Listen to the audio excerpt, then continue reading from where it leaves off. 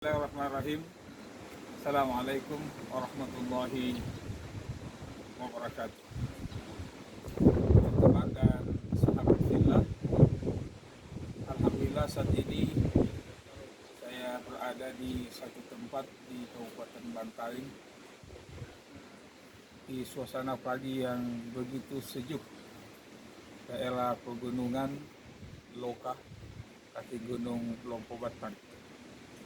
Di sini alhamdulillah terhampar alam yang begitu indah, ciptaan Allah Subhanahu wa taala.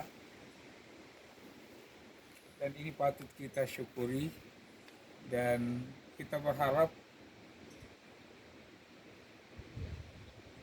menghadirkan ketakjuban dalam hati kita atas keagungan ciptaan Allah Subhanahu wa taala, kemudian mengantarkan kita untuk semakin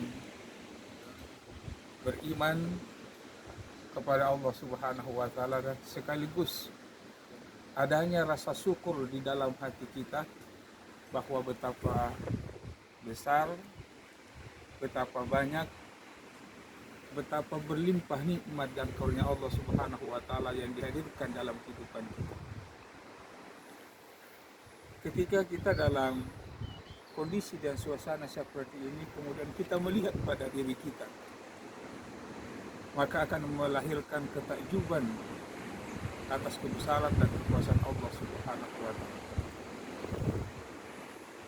Pada diri kita terdapat tanda-tanda kebesaran dan kekuasaan Allah Subhanahu wa taala, dan pada alam ciptaannya pun terdapat tanda-tanda kebesaran Allah Subhanahu wa taala.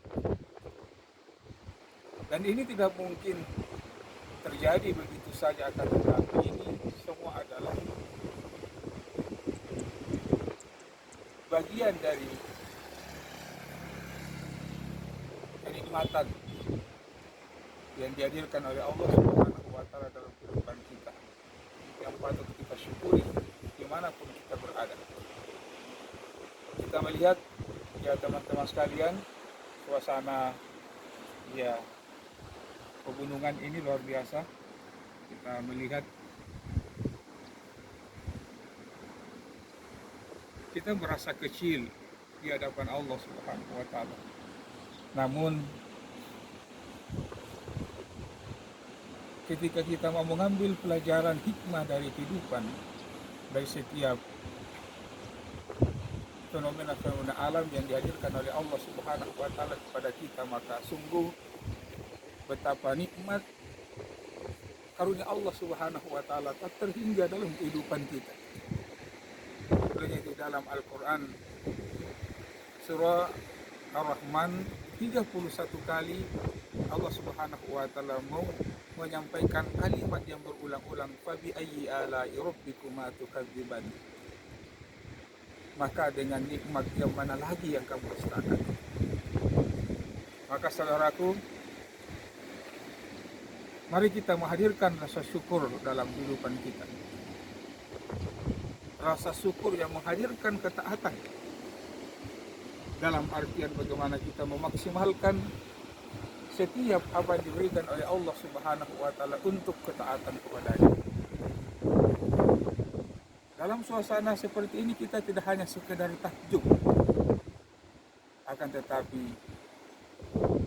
ketakjuban itu mengantarkan kita semakin yakin kepada Allah Subhanahu wa taala, dan dari keyakinan itu mengantarkan diri kita untuk melahirkan kesolehan dalam kehidupan kita.